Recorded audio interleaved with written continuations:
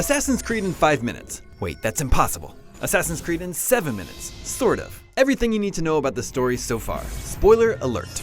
In 2012, Desmond Miles is an ordinary guy leading an ordinary life until he's kidnapped and brought to the headquarters of the mysterious Abstergo Industries. Inside the facility, Desmond is forced to use a machine called the Animus, which allows a person to access their genetic memories, reliving the lives of their ancestors. Turns out Abstergo is the modern-day face of the tyrannical Knights Templar, and Desmond is the descendant of a long line of assassins charged with fighting against the Templars and defending ideals of human free will. The Templars need Desmond's mind to access the past and find ancient artifacts known as Pieces of Eden. Their goal, to discover clues to the locations of the Pieces of Eden, which should finally allow them to achieve world harmony through subjugation. Using the Animus, the Templars sent Desmond's consciousness back to the 12th century. In the aftermath of the Third Crusade, the Assassins and Templars are at war.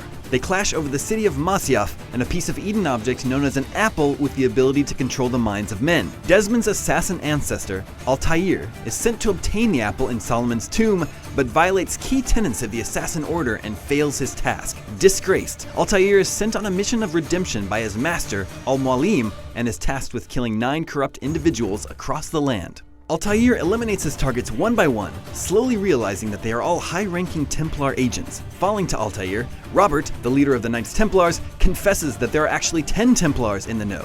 The 10th is Al-Mualim himself, who, wanting control of the apple, tricked Altair into searching for it. Betrayed, Altair returns to Masyaf to discover that his fellow assassins have been enslaved. Al-Mualim uses the apple in an attempt to bring the known world under his control. Altair, immune to the apple's effects, confronts and kills his master. Altair retrieves the apple and is shown the location of 28 Pieces of Eden scattered around the world.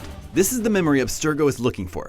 With his master dead, Altair assumes control of his Brotherhood of Assassins and starts a family while expanding the reach of his order. Returning to Masyaf after a long absence, Altair discovers his rival Abbas has seized control of the Assassin Order. Fueled by rage, Altair lashes out against Abbas with the apple, accidentally killing his wife. Crushed by his own aggression, Altair goes into exile.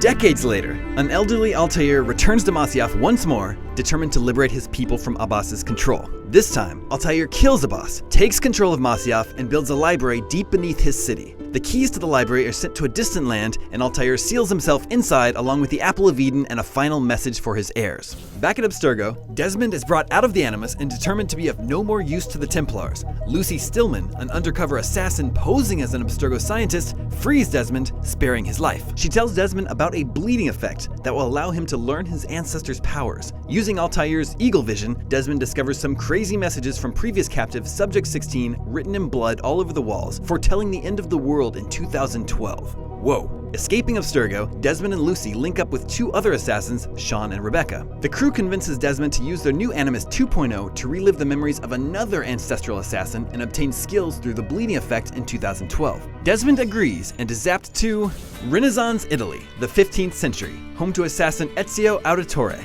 a lover and a fighter. When Ezio's father and brothers are falsely accused of a crime and publicly executed, Ezio vows revenge. On his quest to vindicate his family, Ezio uncovers a Templar conspiracy involving the Vatican. With the help of his uncle Mario, Leonardo da Vinci, and Niccolo Machiavelli, Ezio identifies the conspirators, all linked to the wealthy Spanish Borgia family, and assassinates them one by one. During the resulting battles across Europe, Ezio acquires another Apple of Eden, crossing paths with Templar leader Rodrigo Borgia. Through some especially bloody political maneuvering, Rodrigo is declared Pope Alexander VI in an attempt to lead the Templars to a fabled vault hidden in Vatican City. Ezio and his allies discover Rodrigo controls a piece of Eden known as the Staff, which is pretty much just what it sounds like. Ezio then travels to Rome, fistfights the Pope, and takes the Staff. Using his apple and the Staff, Ezio enters the vault. His entry triggers a holographic recording from Minerva, a member of the first civilization, which was a far more advanced society that existed along with humans on Earth. Back then, some type of global catastrophe nearly wiped out all life on Earth. Minerva, speaking through Ezio's memories directly to Desmond, warns of another impending doom. Desmond and Ezio's minds are blown. Back in 2012, Desmond is yanked from the Animus by his allies who are forced to flee their safe house with the Templars hot on their heels. The new goal, find Ezio's Apple of Eden and more evidence of Minerva's prophecy. But where to look? In the aftermath of Pope vs. Assassin, Ezio flees Rome. Rodrigo's son, Cesare Borgia, declares open war on the assassins, and fueled by the French forces of the Baron de Valois, mounts an all-out assault on Ezio's headquarters. The siege scatters the assassin forces, claims the life of Ezio's uncle, and brings the apple back under Templar control. Forced to rebuild the Brotherhood, Ezio brings in new alliances and acquires intel on Cesare and his allies. Piece by piece, man by man, Ezio kills Cesare's powerful allies, Juan Borgia and the Baron de Valois, stripping the power-hungry Templar of his military and financial resources. Family drama unfolds, and Cesare is ultimately arrested when he tries to take Rome by force. With the apple secured again, Ezio places it in the Roman Colosseum, its intended final resting place. Watching through the Animus, Desmond figures out where to go. He acquires the apple in a labyrinth beneath the Colosseum and receives another First Civilization message. Juno reiterates Minerva's warning and goes a step further, possessing Desmond and forcing him to kill Lucy, who it turns out is a Templar double agent. Overwhelmed by the ancient energy and his prolonged stay in the Animus, Desmond collapses into a coma, seemingly lost forever. With Lucy dead and Desmond in a coma, a senior member of the Assassin Order steps out of the shadows. Desmond's father, William Miles, teams up with Rebecca and Sean to recover his son's mind. William hopes that by sending Desmond back into the Animus, they can pull him out of his coma. Within the Animus, Desmond meets Subject 16, the bloody finger painter from Abstergo. 16 tells Desmond to revisit the twilight years of Ezio and Altair, and that only by separating the two in his mind will he wake up from his coma.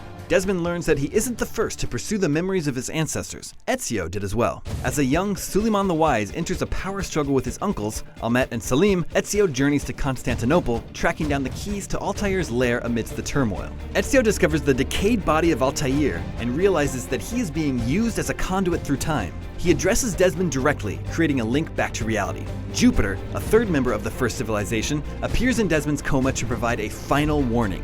The end of the world is nigh. A solar flare will eradicate modern civilization much as it did the first civilization. After the fall, Minerva, Juno, Jupiter, and other godlike beings interbred with the human survivors in an attempt to repopulate the Earth. They created the first assassins, Adam and Eve, and blessed them with their sixth sense, eagle vision.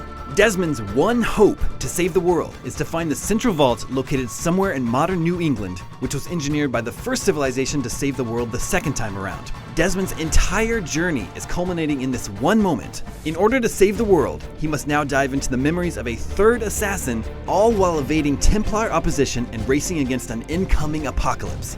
But such tales and destinies are the stuff of revolutions and revolutionaries.